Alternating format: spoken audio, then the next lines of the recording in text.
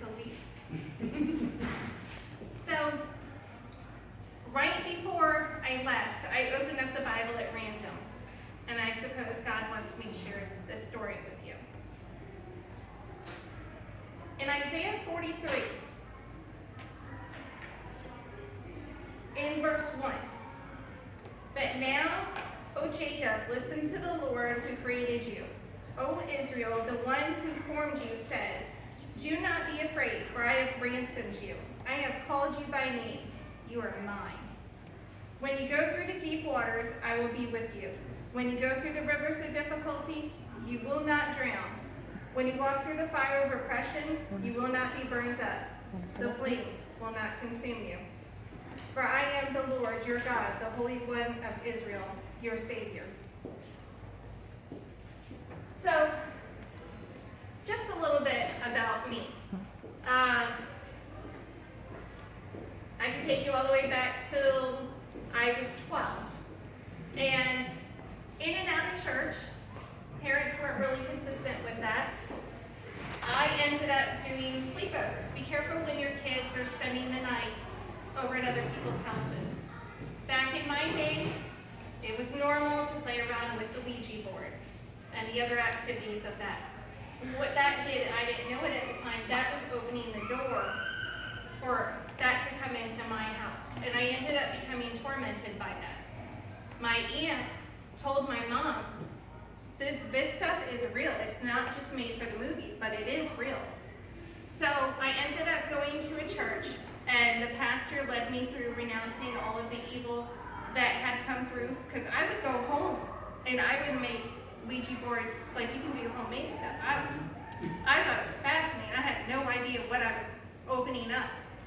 So I ended up accepting Christ. Well, from 12 to 18, I was pretty solid with God. When I turned 18, and I was out for the first time, oh yeah. Oh yeah, yeah.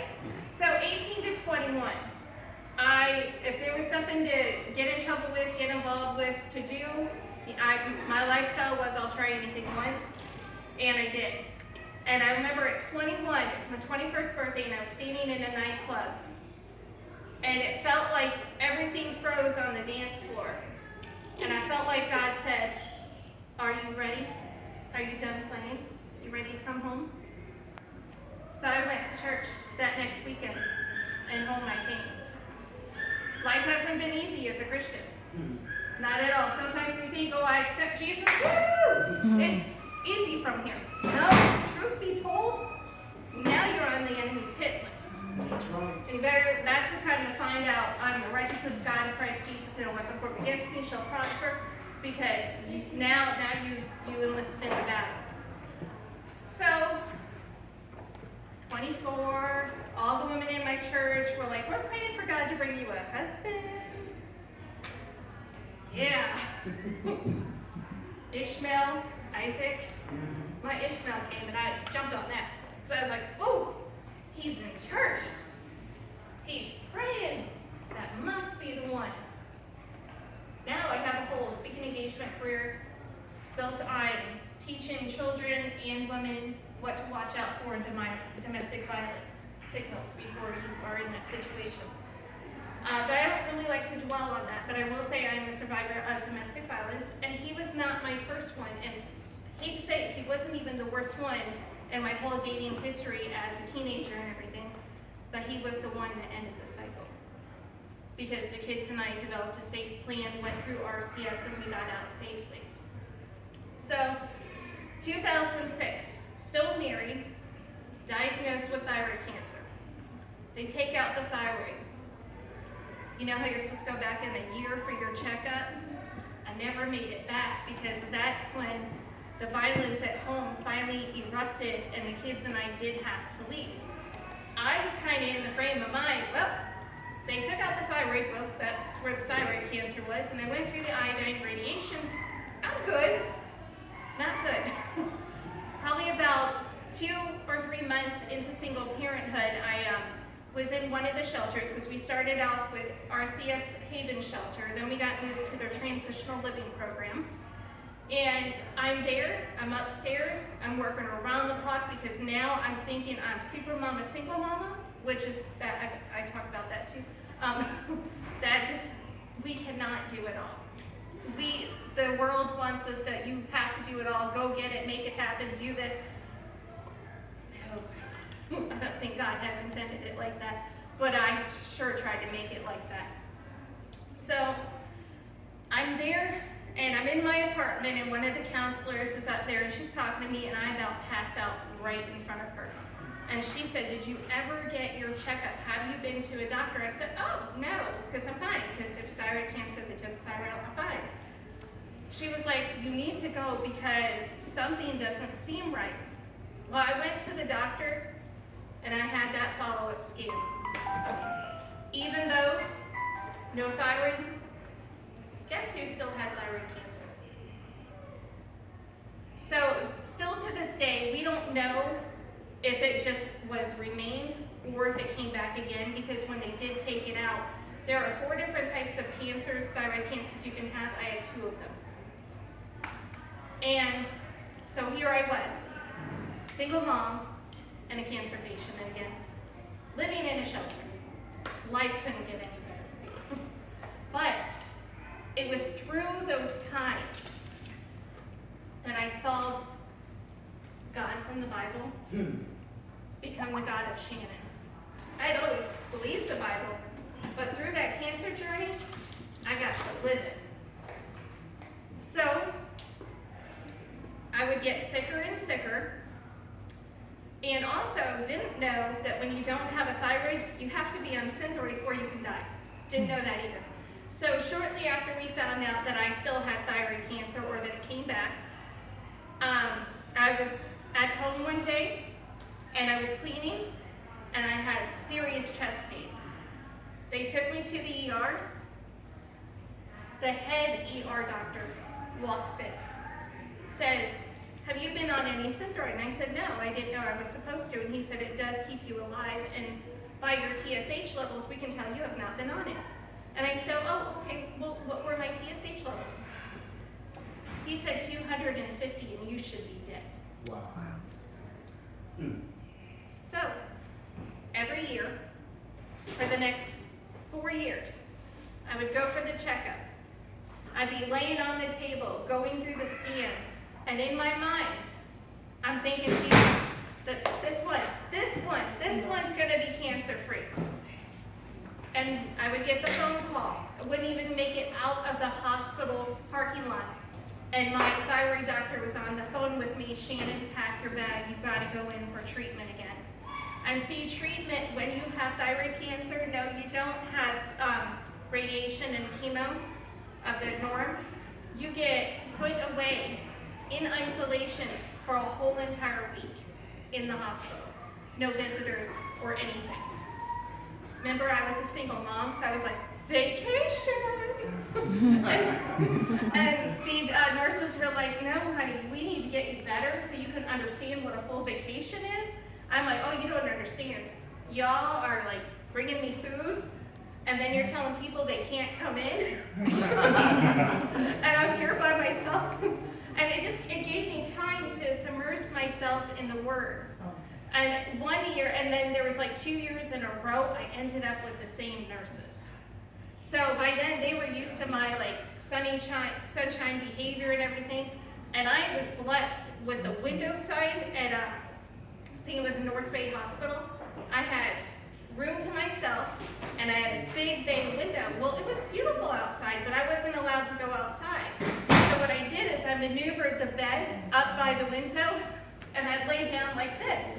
And then I learned that the power of the mind, I don't have to be where my body is. I can go other places. I have the ability not to get trapped in my circumstances. So in my mind, I'm on the beach. In the nurse's mind, Shannon's laid out in her bed and not moving. What is going on, Shannon? Are you okay? And I'm like, oh, I was on the beach. And she was just like, okay, because that's not what I thought was happening. So that went on every year for 4 years. And every year for 4 years. this scan's going to be cancer-free. I just know it. Shannon, pack your bags. You need to go back for treatment. Until one day, I heard on 700 Club, and it was like the week before my scan, and this woman was praying for her friend that had breast cancer. And she prayed that her friend's scan, would come back clear as light. I didn't know what that meant, but I sure prayed that over myself. So we're driving down there. Lord, I don't know what it means, but it's come back clear as light, clear as light. I'm on the scan, and they actually allowed my friend in. And for a lot of you all that know, when you go through these scans, really nobody can go in with you. They allowed her to come in and sit. So they're scanning me, and I'm going, this time, I just know it. But God, if I still have cancer, if you have not still come through like I thought you should have 4 years ago, I'm going to still praise you. Cancer, no cancer. Violence, no violence. Sick, healthy. I am still going to praise you. So, all of a sudden, the radiologist text says, oh my God. And I'm like, what's going on? Because you don't want to hear that. And my friend's like, what happened? And she's like, that is the brightest beam of light I have ever seen. See, what had happened was, and I didn't know it when I saw that at the 700 Club, but what my doctors were looking for all these years is when that iodine radiation finally got a hold of all the cancer, it would shine forth like light. They said it looked like a lighthouse shining out of my throat. But see, during those 4 years, what I learned, God's not always going to act as quickly as I want him to. Life's going to get messy. I'm going to have to go through some stuff. I'm going to have to walk through the waters and not drown. So they told me I'm cancer-free. I've been waiting 4 years to start living my life. Wow. I go enroll in nursing school. Because I'm either way over here or way over here. So I go enroll in nursing school, and I wanted to work with children that had cancer. I am 30 days, it's like 6 months later, I am 30 days into nursing school. I'm walking down the stairs. I almost pass out. See, when you have cancer, you can feel when it's back. It's like a dirty feeling. And I'm like, oh, no. I went to one of the local hospitals. I will not mention their name. Because the conversation played out in such a way, Shannon, we did a CAT scan on you, and we were looking at your lungs to make sure nothing was in your lungs because you were having trouble breathing, but we saw the tip of your kidney, and it looks like you have a tumor. Now, we did see you back in the beginning of the year, because see, now it's December, but I was there in February because I wasn't feeling well. Back in that February, they told me, we see something on your kidney, but we don't think it's cancer. It's a cyst. They sent me to the wrong specialist. So imagine my surprise when I go in December. Same hospital, and I'm getting talked to, why hasn't anything been done with the tumor in your kidney? And I said, what? With the what on my what? And they were like, yeah, you were here back in February. Why wasn't anything done? Because it's grown, by the way. And I'm going, wait. So then all of a sudden, I get royal treatment in that hospital because I'm a call lawyer because you never notified me. I asked the ER doctor, is it cancer? Could it be cancer? No, it's a cyst. She goes, oh, well, we have it right in the report. Renal cell carcinoma. Why wasn't anything done about it? And I said, oh, as soon as I get out of here, something's going to be done about it. Let me tell you how good God is and how justifiable he can be at times. See, when I had thyroid cancer, my whole body began to shut down, but my thyroid levels were still coming back normal. And we were trying to figure out why I was so tired. Why was I so sick all the time? Why was my heartbeat irregular? I went to a cardiologist. He told me, look, you're a little overweight, you're a mom, you're probably just tired. We've done our test, everything's coming back normal. Fast forward to now I'm being told I have cancer, and they knew about it. And they were like, oh, because your heart's acting kind of funny, we're going to send a cardiologist in. Oh yeah, they sent one. It was the one from back then who told me I was tired, I was overweight, and I was a mom. So for a week, I got his interns. And every time they came to visit me, I made sure to tell them, just because a woman is overweight, she's tired, she's a mom, does not mean she's not sick. Look further. So, faith walk again, because none of the doctors would accept my insurance. So I found out I had kidney cancer, had to wait almost another 4 or 5 months to get into a doctor. But here's, again, the God of justice. It started to hurt. I went into this hospital I went in because I love Morton Plant. I went into Morton Plant. Word started circling around that no doctor would accept me, that this particular hospital knew I had cancer and didn't tell me. The head urologist, doctor's physician assistant, comes through the hospital. That's crazy. One phone call, we're accepting your insurance. And by the way, we don't have to take the whole kidney, we'll just take the top portion. No treatment necessary. So, I need to backtrack a little bit, and I apologize, but that scripture I read to you. So, here I am, waiting on the biopsy, because they want to biopsy you and send you home so you can worry yourself. So, waiting on the biopsy results, I go to church one night. It was a Wednesday night. We had a guest pastor, and it was very customary for that church. We were allowed to go down to the altar and to worship on our knees, and it was very wonderful, open, free church like that, and I did. And the stage was here. I was at this section, and I was kneeling down, and I said, Jesus, don't make me go through this again. The past 4 years, many times I asked you to let me die because I was that sick. You ever get that sick and so tired sometimes you're just like, take me now. You really don't mean it, but you're kind of like,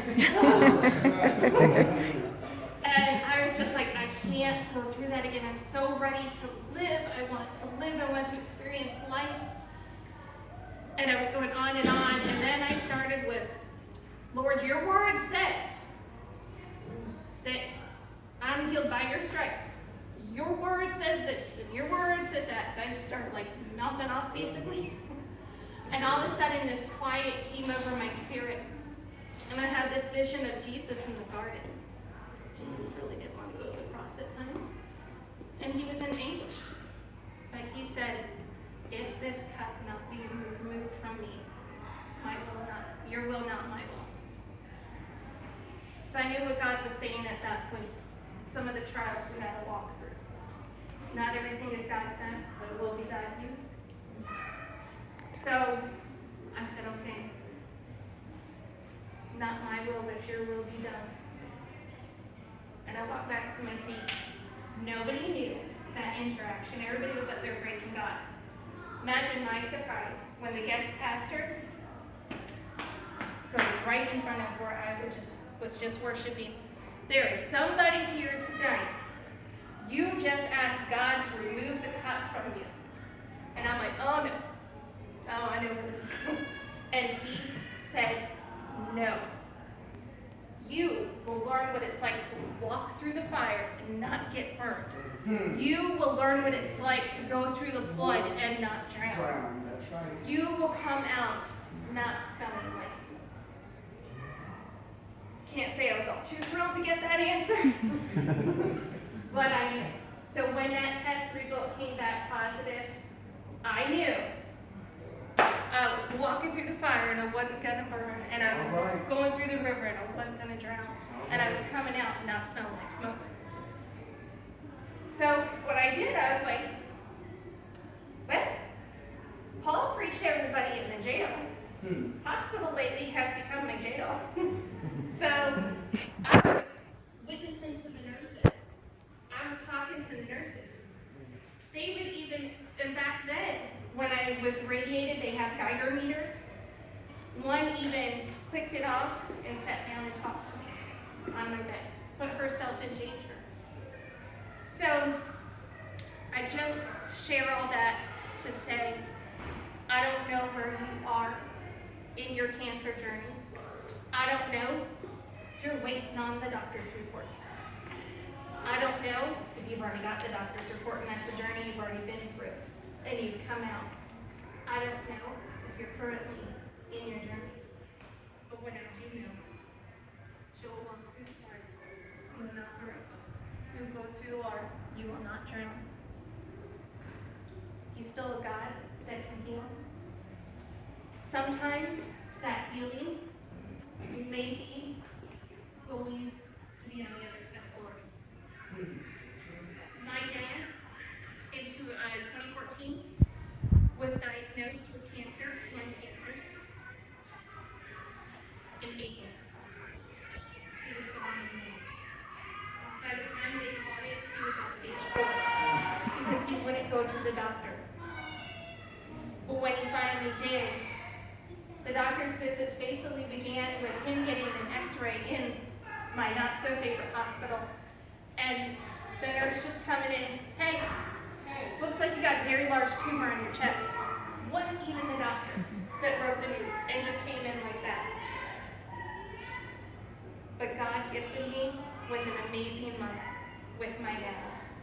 See, before then I was very quiet, not so much now. But before then, very quiet. And if somebody told me I couldn't do something, I listened to them. I knew God had called me to be a speaker, gave me a voice a long time ago. But as soon as somebody said, Shannon, nobody's going to want to hear what you have to say. You're right. God gave me books, right? Do you really think anybody's going to want to read that? You're right. And my dad had continued to watch this behavior in me. The last night I had got with my dad at the very end of that month. And that month, he would always tell me, Shannon, life is short. If God's called you to do something, do it, and he'll take care of the rest. Shannon, you know what God's called you to do it, he'll take care of the rest. But I was like, oh, but Dad, people are so mean, and they say the meanest things, and he said it's okay to do it in front of them. What I've learned about enemies, when you start seeing them gather against you, it's okay, because then that means your table is set in the presence of your enemies. Amen. So, I'll end with this. My dad was a man that lived life to the fullest. My dad, left it all on the dance floor of life. If you told my dad he couldn't do something, he'd get great pleasure doing it very hard in front of you to prove you wrong. So, I was sitting there, and he was transitioning between here and glory and responsive. And I was sitting there with my pastor at the time, and I was holding this book called The Dream. And I looked at my dad and I said, Pastor Bill, he's going with no regrets. He's going with finished assignments because he lived life with purpose. If that were me, I'm going with unfinished assignments. I'm going with a ton of regrets. And I said, but I get it now. I looked at my dad, and I looked at the book, The Dream Giver. It talks about how God gives our dreams. And I said, if I just do what I'm supposed to do, God will take care of the rest. I said it again. If I just do what I'm supposed to do, God will take care of the rest. Third time. When I said it this time, you felt power come in that room. Pastor Bill, I get it. If I just do what I'm supposed to do, God's going to take care of the rest. A family member walks in and says, he just took his last breath. My pastor looked at me shortly after, said, Shannon, looks like he was waiting until this little girl got it.